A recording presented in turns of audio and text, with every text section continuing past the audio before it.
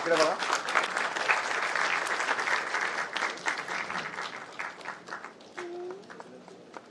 याने केलेला आहे.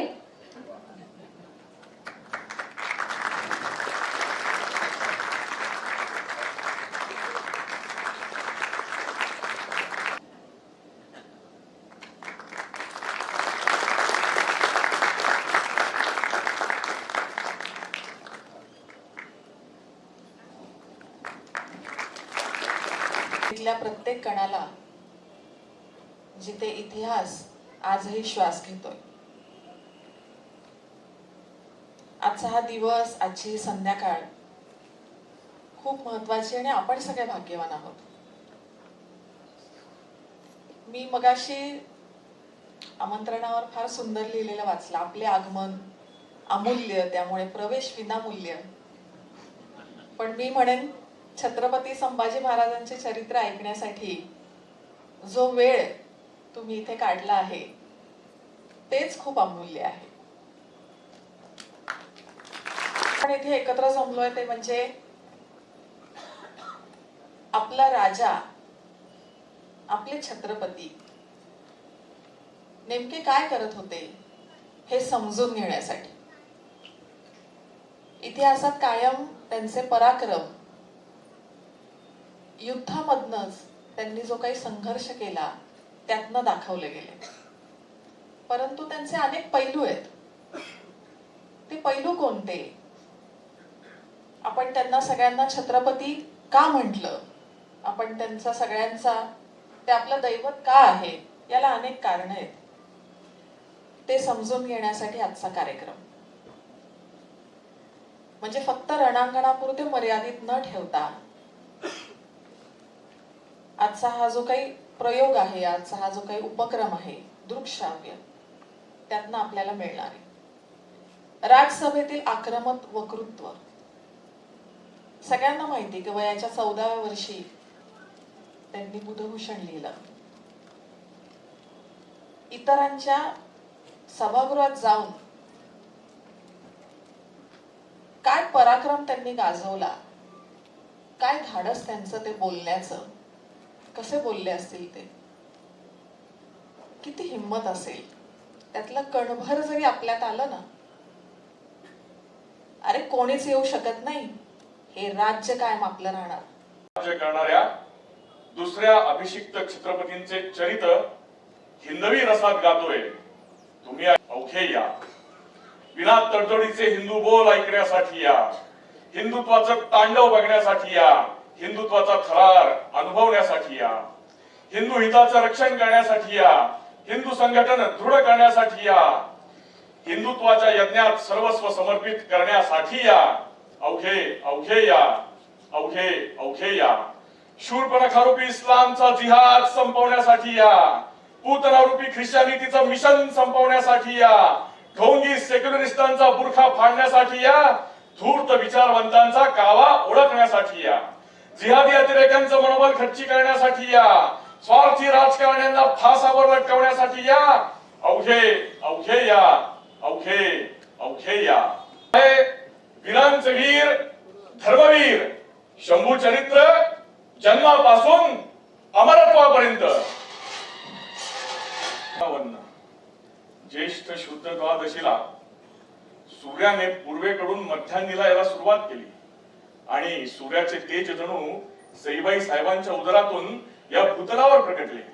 शालिवान शके 1579 हेमळंबी नाम संवत्सर ज्येष्ठ शुद्ध द्वादशी वार बृहस्पतीचा गुरुवार घटिका 10 राजश्री शिवाजीराजे यांस सईबाई साहेबांच्या उदरी सह्याद्रीच्या पुरंदरी पुत्र जन्माला आला. पुत्र जन्माला आला. अथांग समुद्र समान पराक्रमी राजज्योतिषांनी भाष्य केले, हा पुत्र नव्हे, हा साक्षात रुद्र. प्रेम करताना मात्र ओथंबून भिजवणारा अथांग समुद्र. प्रेम करताना मात्र ओथंबून भिजवणारा अथांग समुद्र. क्रोधित झाल्यावर मात्र शिवशंकराचे लाल बुंद त्रिनेत्र जणू भैरवाचे उग्र स्वरूप मार्तंड. शरपंजरी भीष्माचे संकल्प सूत्र, विदुराचे विशुद्ध ज्ञान सूत्र, धर्मराजाचे धर्मनीती सूत्र, चाणक्याचे राजनीती सूत्र, रामाच्या कोदंडाचा तळत्कार, गदाधारी हनुमंताचा प्रहार,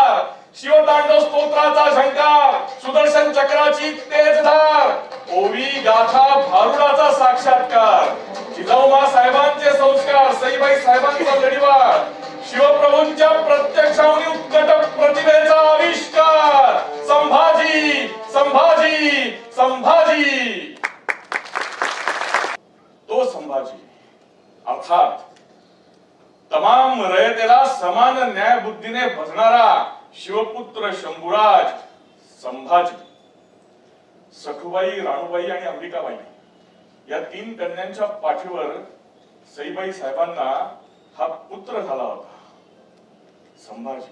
हे नाव जिजाऊमा साहेबांनी ठेवले. संभाजी या नावाबद्दल संपूर्ण भोसले कुळात विशेष असा एक हळुवार भाव आहे.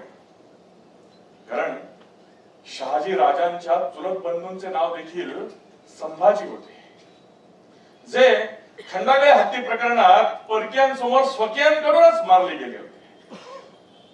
आपल्या या चुलत बंधूंच्या स्मरणार्थ शहाजी राजांनी त्यांच्या पुत्राचे नाव संभाजी ठेवले, जे शिवरायांचे ज्येष्ठ बंधू आणि जिजाऊ साहेबांचे थोरले पुत्र होते.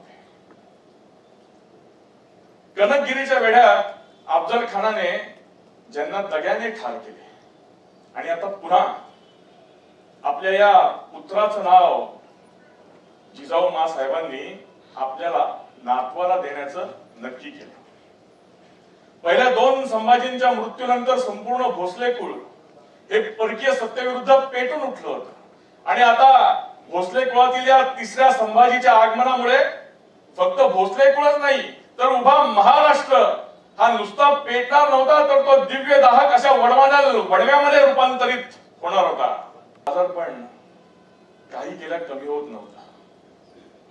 जिजाऊ साहेबांना दूध आईची गरज शंभू राजांसाठी जाणवू लागली. जवळच कापडी स्वराज्याचं आरमार नौका नांगरून सिद्ध केलं. बाळराजे आता 1 वर्षाचे झाले होते. त्या सुमारास तिकोना, राजमाची, लोहगड, विसापूर, सरसगड, प्रबळगड असे 40 गडकोट काबीज करून हिंदवी स्वराज्याचा वारू चौखूर उधळला होता. शंभूराजे आता 2.25 वर्षांचे झाले आणि वद्य चतुर्दशीला 5 सप्टेंबर 1659 सईबाई साहेब आनंदात विलीन झाल्या. जणू नियतीने शंभूराजांच्या बालपणावरच घाला घातला होता. अजाणत्या वयात काहीच कळत नसताना मी निलेश रमेश भिसे. रगरग शंभू मेरा परिचय, रगरग शंभू मेरा परिचय. संभाजी महाराजांचं जीवनचरित्र युवा पिढीपर्यंत जावं आणि त्याच्यातून प्रेरणा घेऊन या देशासाठी, धर्मासाठी काहीतरी करण्याची इच्छा युवा पिढीमध्ये जागरूक व्हावी, हा हेतू आहे हा कार्यक्रम सादर करण्याच्या पाठीमागचा. इतिहास आपण कशासाठी वाचतो तर वर्तमानातल्या समस्या सोडवण्यासाठी आपल्याला इतिहासाचा उपयोग झाला पाहिजे. त्या अनुषंगाने शंभू चरित्राचा जर का आपण विचार केला तर आत्ताच्या समस्या सोडवण्यासाठी, आपल्याला आत्ताचे प्रश्न सोडवण्यासाठी शंभू चरित्राचा उपयोग होईल का, तर मला असं वाटतं नक्की उपयोग होईल. त्यामुळे शंभू चरित्र, संभाजी महाराजांनी लिहिलेला बुधभूषण ग्रंथ या सगळ्यांच्या अनुषंगाने हे सादरीकरण केलं गेलं. याच्यामध्ये मी स्वतः कथाकथन करतोय, स्टोरी टेलिंग करतोय आणि शंभू चरित्रातले जन्मापासून बलिदानापर्यंतचे काही प्रसंग आपण निवडलेत. ते प्रसंगाचं ती गोष्ट संपत आली की पाठीमागे ॲनिमेशन लागतं, त्याला म्युझिक आपण दिलं आहे. असा अभिनव पद्धतीने आपण हा प्रयोग सादर करतोय. याच्यामध्ये युवा पिढी आणि बालगोपाळ वर्ग सगळ्यांनाच हा प्रयोग आवडेल असं मला वाटतं. हां, फ्युचरमध्ये ह्याचे जास्तीत जास्त प्रयोग झाले पाहिजेत अशी माझी अपेक्षा आहे आणि आम्ही त्याच्यासाठी प्रयत्न देखील करणार आहोत की हे सादरीकरण ठिकठिकाणी झालं पाहिजे.